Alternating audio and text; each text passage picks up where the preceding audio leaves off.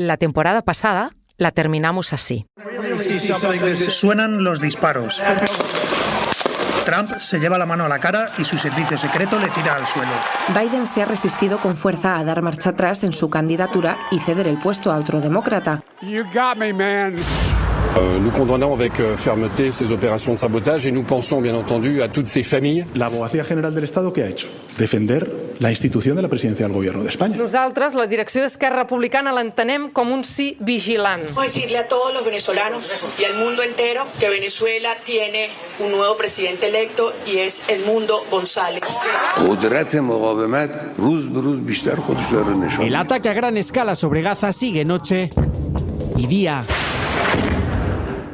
Con una actualidad que llega por múltiples canales, sobre todo por ese dispositivo que llevamos en la mano, en el bolsillo o, como muy lejos, en el bolso. Entre tanta última hora, una noticia pasó un poco más desapercibida. 4 de cada 10 encuestados por el Instituto Reuters evita las noticias digitales con frecuencia.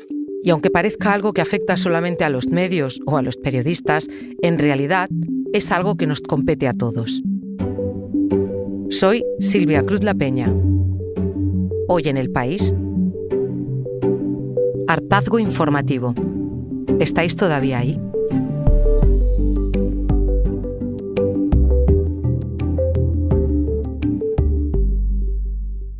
Con la imposibilidad de comparar, porque son tiempos totalmente diferentes, a lo largo de la historia ha habido, digamos, grandes hitos en la comunicación, grandes cambios, que han provocado o que han tenido consecuencias muy similares a este hastío que podemos vivir en la actualidad. Habla Ángel Rubio, historiador de la Universidad Complutense, especializado en medios de comunicación. Probablemente el primero desde el punto de vista de la repercusión masiva y de la cantidad de noticias que se generó, tuvo lugar sobre todo pues en las décadas posteriores al nacimiento de la imprenta, en el que pues la cultura, la información, las noticias, los bulos, eran ya de dominio popular y no estaban solamente restringidos al ámbito político, al ámbito de los monasterios. Y eso generó no solo una enorme cantidad de campañas sobre todo de desinformación, de libelos, de ataques contra el poder establecido, contra los nobles.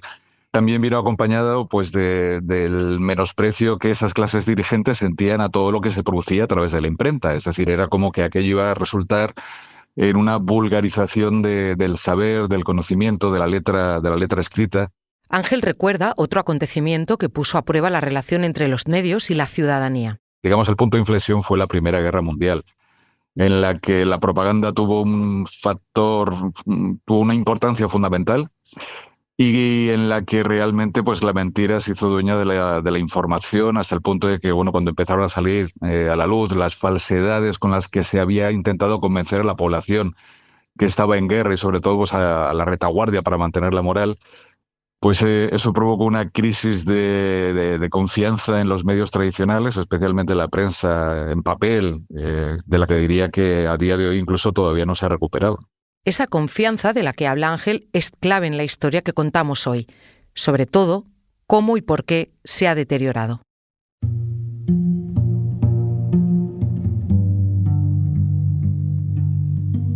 Me llamo Sira, tengo 45 años, vivo en París y sí, que cuando me vine a Francia veía mucho las noticias, tanto las españolas como las francesas, por eso de que estás lejos y te interesa saber lo que pasa en tu país.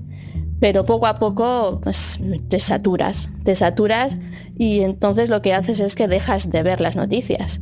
Cuando pasa algo gordo, siempre te enteras, desgraciadamente, o afortunadamente, no sé cómo decirlo, pero dejé de ver las noticias. De vez en cuando me pongo un poco el canal 24 horas español para ver lo que pasa, pero la verdad es que la mayoría de las veces no hace ni falta para enterarse de las cosas gordas. Y lo demás, sinceramente no me interesa. El cansancio de Sira lo recogió el Instituto Reuters en un informe que decía que 4 de cada 10 encuestados evita las noticias. Ese instituto, adscrito a la Universidad de Oxford, publicó los datos cuando acabábamos la temporada de Hoy en El País. Y en este equipo alguien bromeó con esas cifras. Si sigue así esa desafección, quizá no haya nadie al otro lado de los auriculares cuando volvamos de vacaciones. Afortunadamente, el número de oyentes registrados desde nuestro lanzamiento nos dice que sí, que hay gente dispuesta a escucharnos, pero también tuvimos claro que había que pararse a pensar y, por supuesto, a escuchar a quienes nos leen, nos ven y nos escuchan cada día para entender a qué se debe esa desafección. Esta es María, de 30 años, graduada en políticas. Sí que era como un hábito, y lo que pasa es que a partir del COVID, como vivía en Inglaterra y allí los medios lo trataron de una forma muy diferente a como se trató en España, yo creo que me entró ahí una especie de sobreinformación casi esquizofrénica, porque era información muy contradictoria, y decidí dejar de ver las noticias de la tele, porque sí que es verdad que llegaba a un punto que decía, bueno, es que ya no me servía tanta información, de tantos medios, de tantos idiomas, de tantos países. Sira y María son dos de las usuarias de medios a las que hemos preguntado cómo se informan, si han cambiado su manera de hacerlo y qué mejorarían.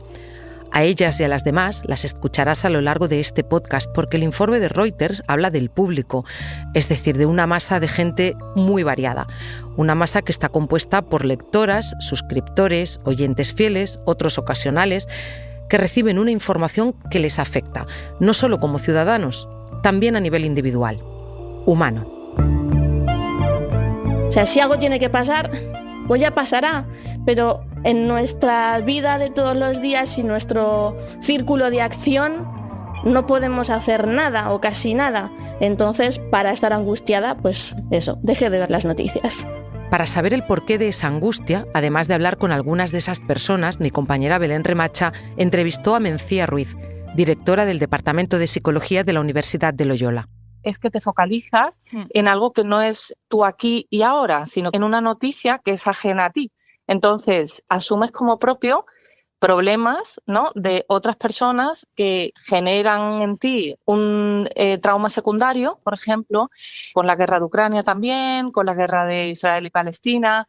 Se han hecho varios estudios, por ejemplo, con los terremotos que hubo en Turquía, que también impactaron enormemente sobre la población.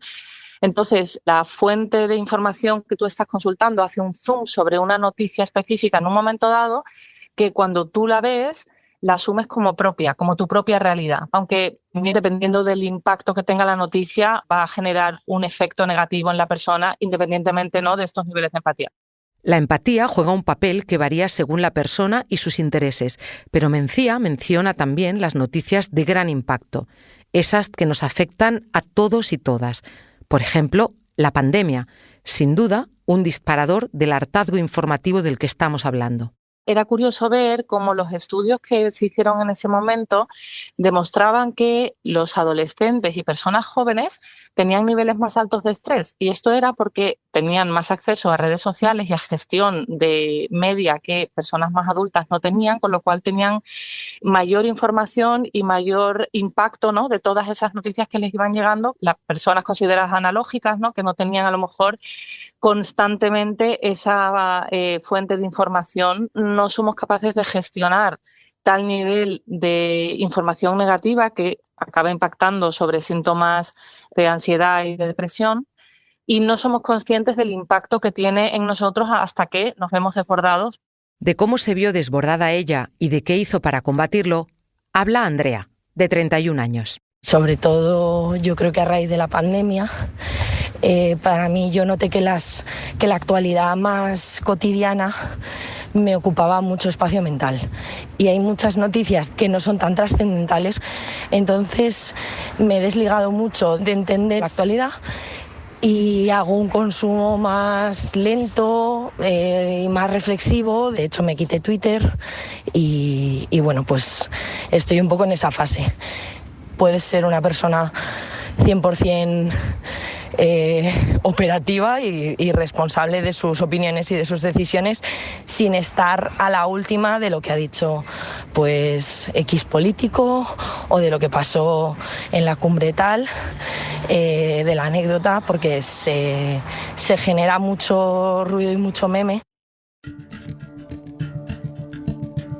Andrea habla de ruido y de noticias que ella, como lectora, considera poco trascendentales.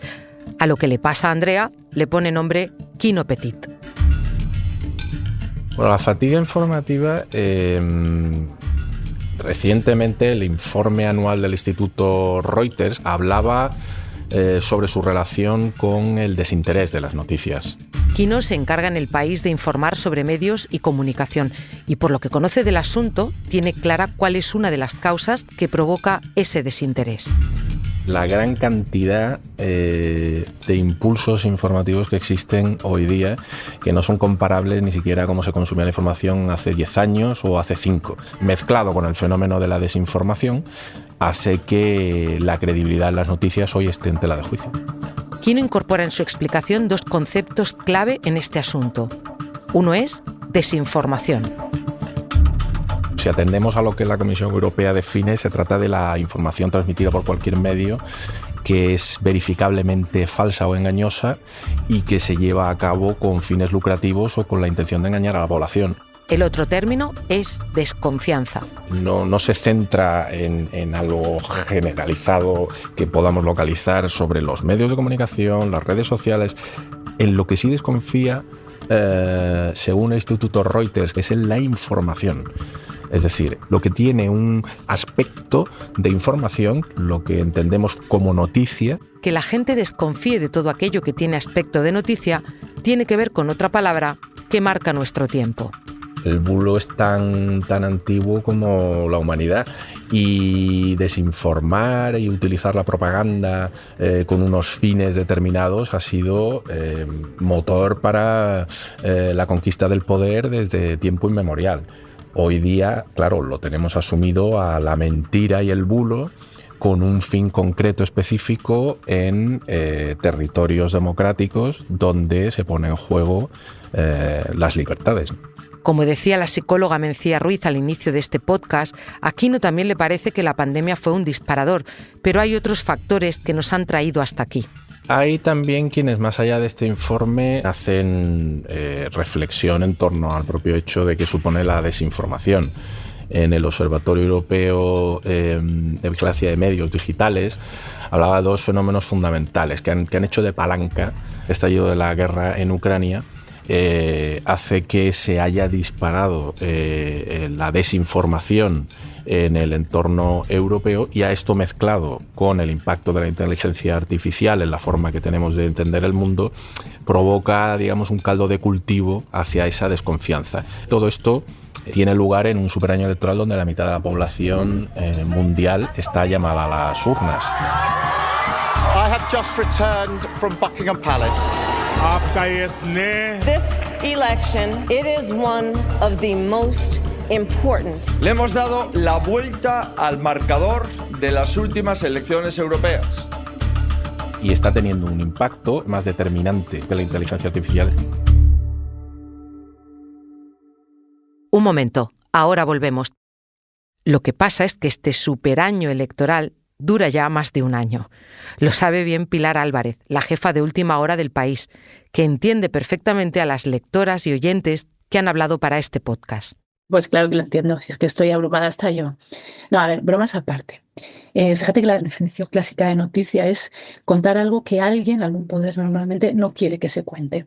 Y ahora es intentar contar eso, y al mismo tiempo tienes que ir desbrozando todo lo que te llega por un montón de sitios que en realidad no es noticioso. O sea, un montón de emisores intentando meter mensajes que en realidad no son noticia y que te dificultan la escucha, ¿no? Hay demasiado ruido, ¿no?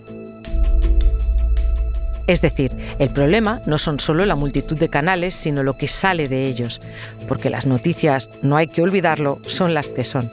Y aunque hay peticiones e intenciones de no hacerse eco de las ocurrencias o las bombas de humo que activan los políticos aprovechando esos canales abiertos 24 horas, y que también hay una tendencia cada vez más sólida a ofrecer un periodismo de soluciones, en este oficio sigue vigente el siguiente dicho. No news, good news. Es decir, si no hay noticia, es una buena noticia. Yo te diría que creo además que la fatiga tiene que ver con que llevamos una racha de muy malas noticias, muchas, demasiadas, ¿no? O sea, hemos puesto en el último año y pico, en los últimos 2 años, el foco en 2 guerras que además estamos contando casi un minuto en el caso de Ucrania y sobre todo en el de Gaza, ¿no? Donde estás viendo los niveles de violencia contra la población civil, que es insoportable. Pero si tú vas a mirar, que son algunas de los temas que más han seguido nuestros lectores, ahí encuentras el atentado de Trump, todo lo que ocurrió alrededor de la carta, la primera carta de Pedro Sánchez y el anuncio aquel de los 5 días de reflexión. Quizá la fatiga no tenga que ver con las noticias, sino con las malas noticias, porque hay buenas noticias y noticias positivas que también nuestros lectores buscan, nuestros lectores disfrutan.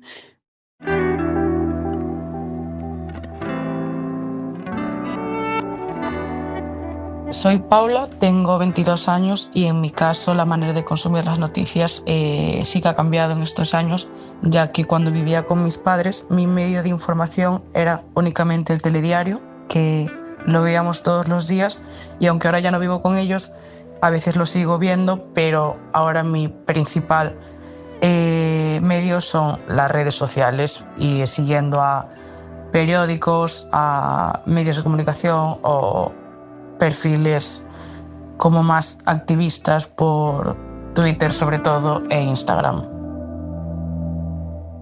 Paula es otra lectora que ha cambiado su manera de consumir información y como a unos pasos del equipo de Pilar está el equipo de redes, hasta ahí se acercó mi compañera Belén.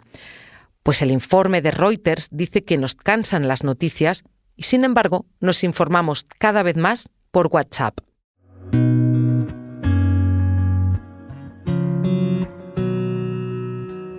Yo soy Silvia Laboré del equipo de redes sociales y ya que mi jefe está de vacaciones, pues nada, me ha tocado responderte a ti.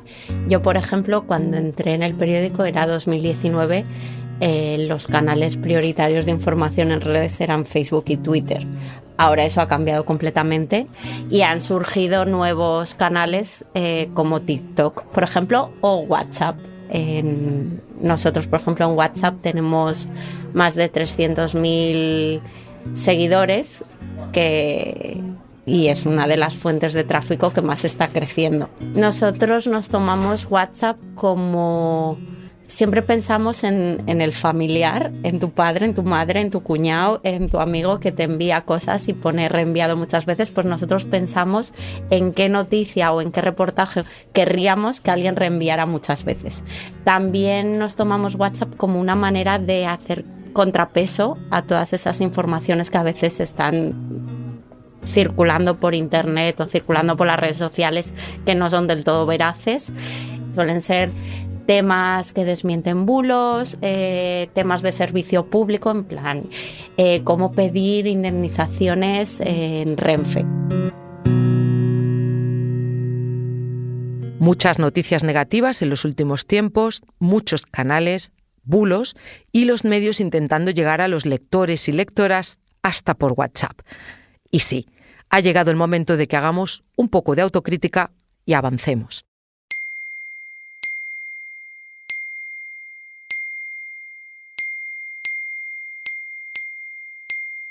Escuchas las notificaciones de un teléfono al que llegan alertas de un solo periódico.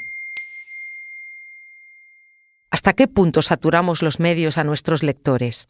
Soledad Alcaide, defensora del lector del País, se refirió a esas notificaciones en una de sus columnas, construidas a partir de su contacto constante con lectores y lectoras. Una de las cosas que pasa ahora que tenemos un periódico que no solo es de papel, sino que está en muchísimos soportes digitales, es que los periodistas no somos conscientes de que estamos entrando en la vida de los lectores a través de su teléfono, con lo cual todas las veces que mandamos una alerta de forma innecesaria, quiero decir, que no es realmente una información de gran actualidad, de última hora, estamos invadiendo su entorno. Por eso en El País lo que hemos hecho en la aplicación es cambiar las posibilidades que tiene un suscriptor de recibir alertas. Es que tienes que pensar que las personas no siempre somos todo el tiempo la misma persona, ni todo el tiempo queremos lo mismo.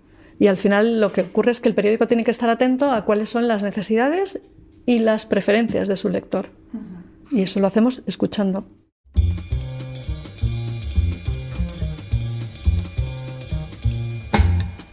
Mi nombre es Carolina y antes estaba bastante informada a través de Twitter y digamos como que mi red social ha cambiado un poco y ahora utilizo mucho más Instagram.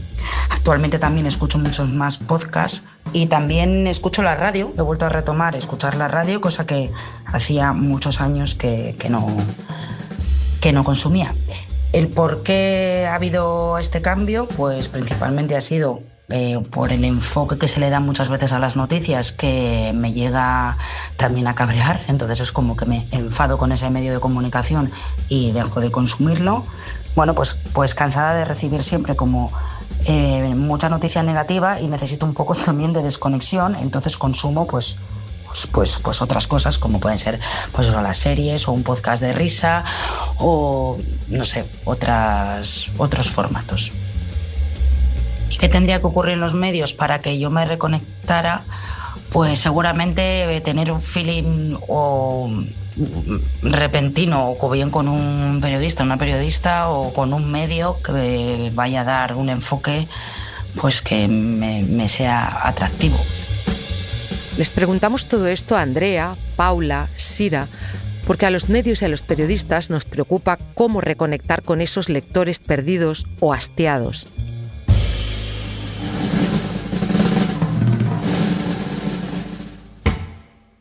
Y no solo porque un negocio como este, igual que todos los negocios, tiene que mantenerse y ganar dinero. He dicho no solo, y lo recalco, porque también tenemos una función en la sociedad, y unas reglas, y un compromiso.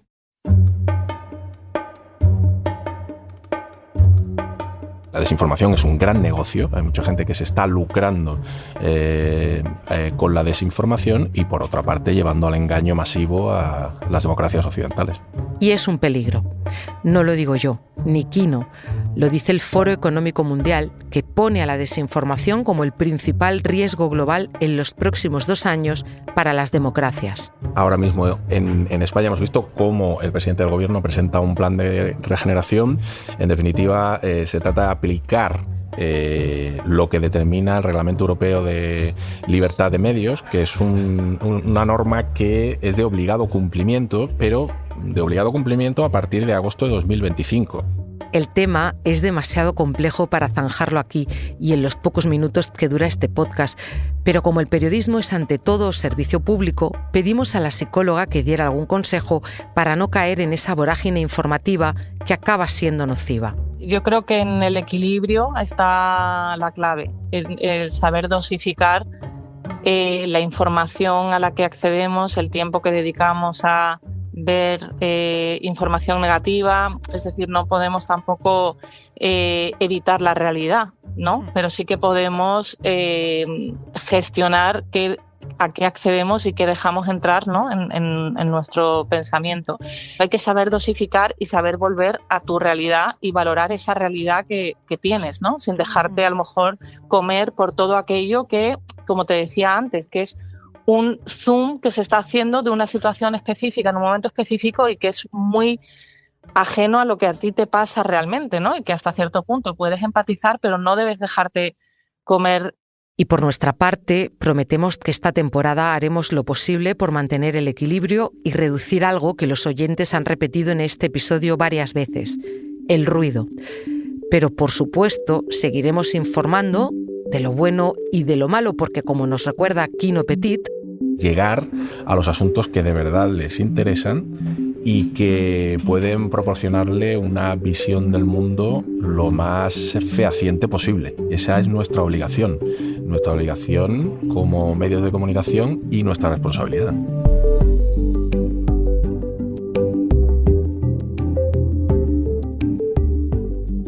Este episodio lo ha realizado Belén Remacha.